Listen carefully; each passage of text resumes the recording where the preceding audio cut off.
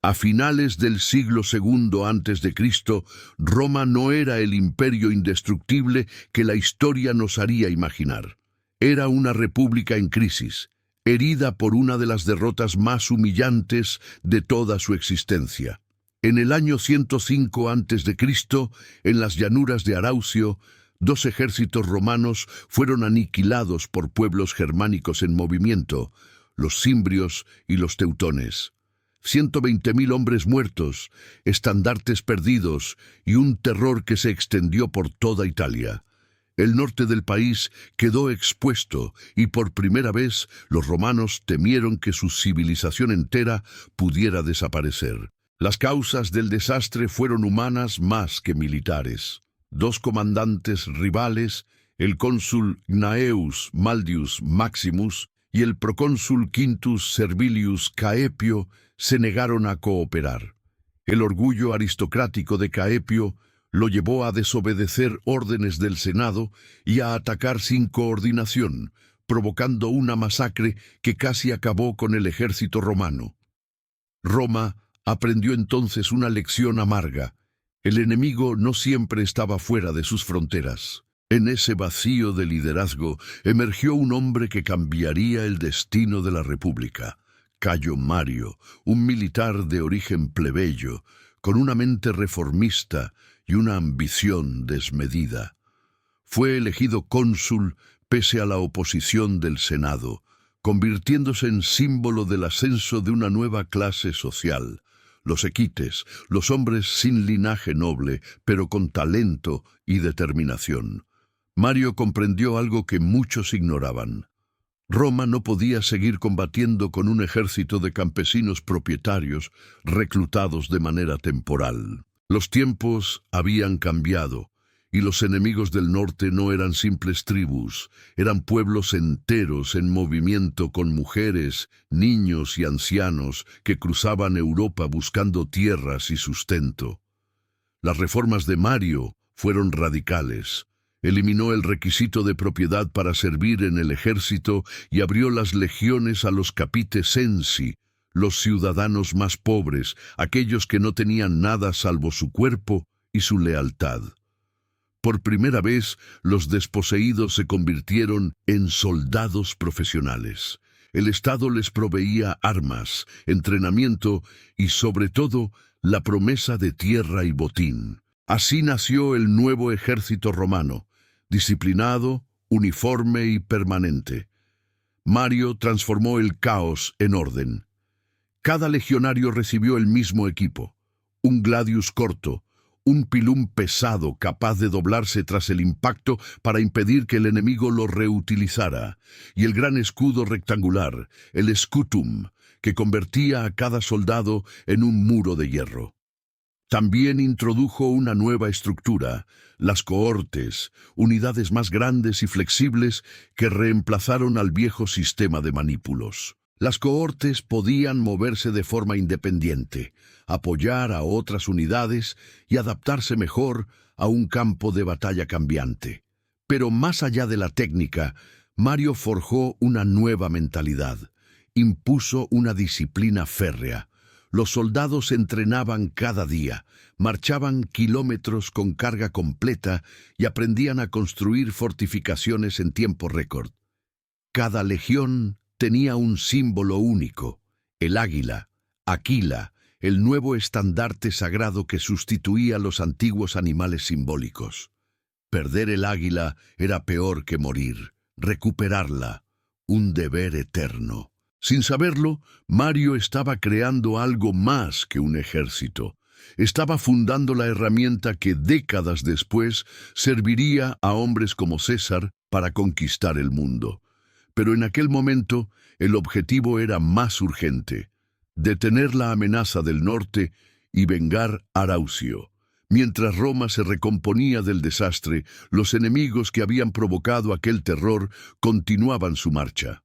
Los teutones, los cimbrios y sus aliados ambrones no eran simples invasores, eran pueblos enteros desplazándose a través de la Galia con carros, animales y familias enteras. Para ellos, la guerra no era una campaña militar, sino un movimiento de supervivencia.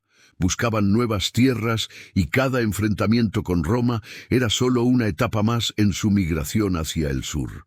El Senado observaba impotente cómo las ciudades galas aliadas caían una tras otra. Los informes hablaban de columnas humanas interminables, de aldeas incendiadas y campos abandonados. Los teutones, en su avance, reclutaban guerreros locales y tomaban provisiones por la fuerza. No eran un ejército profesional, pero su número y ferocidad bastaban para aterrorizar a toda la región. Roma, todavía herida, sabía que no resistiría otro Araucio. Fue entonces cuando el Senado, movido por la desesperación, entregó nuevamente el mando supremo a Mario. En el año 104 a.C., Mario asumió el control de las legiones en la Galia narbonense. Su primera tarea no fue luchar, sino preparar. Durante meses entrenó a sus soldados sin descanso, levantó fortificaciones y estudió los movimientos de los teutones. Sabía que no podía permitirse un enfrentamiento directo en campo abierto. Su ejército, aunque disciplinado, era menor en número. La clave no sería la fuerza, sino la estrategia. Los informes de exploradores le revelaron que los teutones avanzaban hacia Italia, confiados tras años de victorias. Mario decidió esperar en un terreno que favoreciera a los romanos, una zona montañosa cerca de la actual Provenza, en el sur de Francia, conocida entonces como Aquae Sextiae. Allí, al pie del monte Sainte-Victoire, estableció su campamento en terreno elevado, protegido por colinas y bosques. Desde esa posición podía observar al enemigo y controlar los pasos naturales del valle. Cuando los teutones llegaron, la visión fue sobrecogedora. Cientos de miles de personas entre guerreros y civiles extendiéndose hasta donde alcanzaba la vista. Su líder, Teutobodo, envió mensajeros a Mario con un mensaje arrogante. Le ofrecía elegir el día de la batalla. Mario, consciente del valor psicológico de su respuesta, contestó que Roma decidiría no solo el día, sino el lugar de su muerte. Fue una provocación calculada. Durante días, las tribus germánicas acamparon cerca del campamento romano, desfilando frente a las murallas, burlándose de los soldados y gritando insultos. Mario les negó combate, manteniendo la calma. Sabía que la impaciencia sería su mejor aliada. Mientras los teutones se confiaban, los romanos seguían perfeccionando su posición y organizando una emboscada. Mario había escondido en el bosque, detrás de una colina, una fuerza de unos 3.000 hombres bajo el mando de Claudio Marcelo. Su tarea sería atacar por la retaguardia justo cuando el enemigo estuviera más comprometido. Era una maniobra arriesgada, pero si salía bien, podría decidir la batalla antes de que comenzara. En el 102 a.C., los teutones, cansados de esperar, decidieron atacar. Con gritos ensordecedores y cuernos resonando en el valle, cargaron cuesta arriba hacia las posiciones romanas. Era un espectáculo aterrador. Miles de guerreros avanzando en masa, con lanzas, espadas largas y escudos de madera decorados con símbolos tribales. Pero la pendiente y el terreno irregular jugaron en su contra.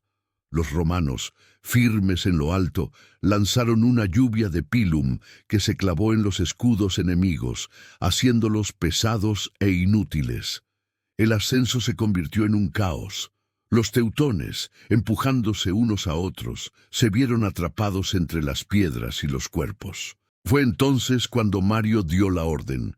Desde el bosque, los hombres de Marcelo irrumpieron en la retaguardia enemiga, lanzando un ataque por sorpresa. Lo que hasta ese momento era un asalto ordenado se transformó en una trampa mortal. Las líneas teutonas se desmoronaron.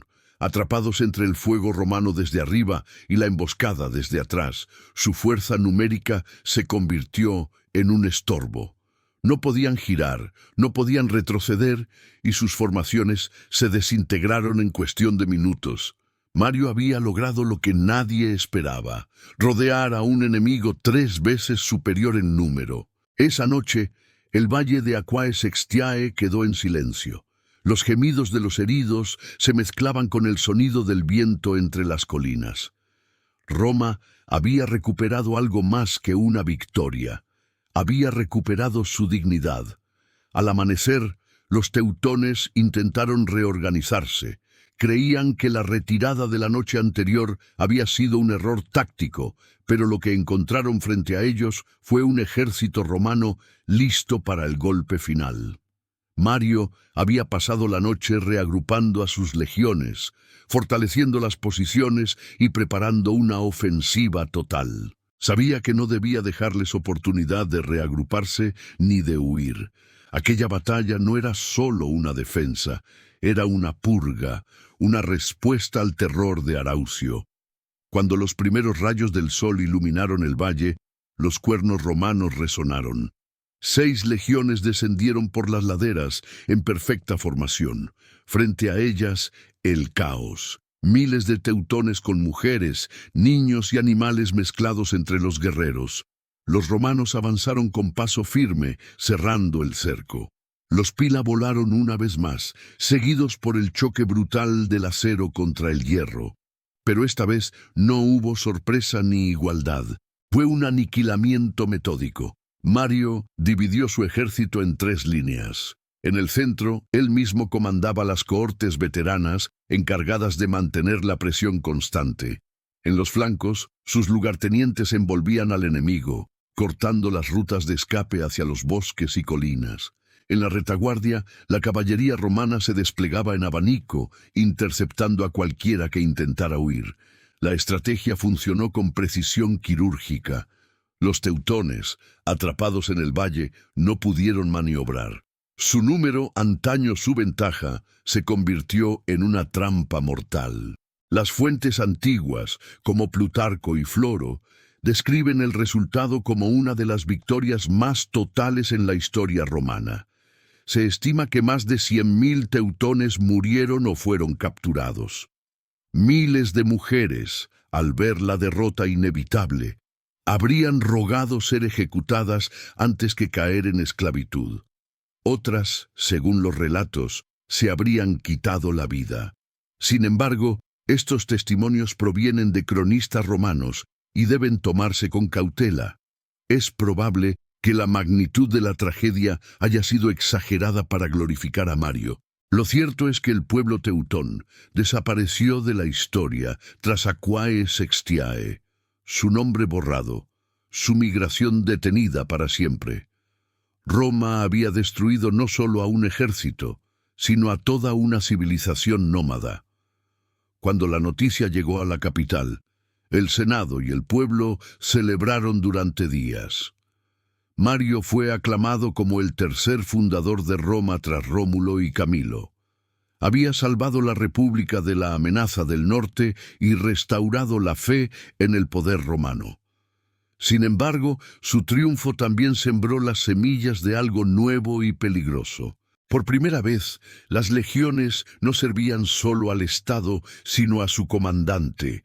Los soldados de Mario le debían su pan, su botín y su futuro. Esta lealtad personal, nacida en el campo de batalla de Aquae Sextiae, marcaría el inicio de una transformación profunda, el paso de una república de ciudadanos a un estado militar dominado por caudillos.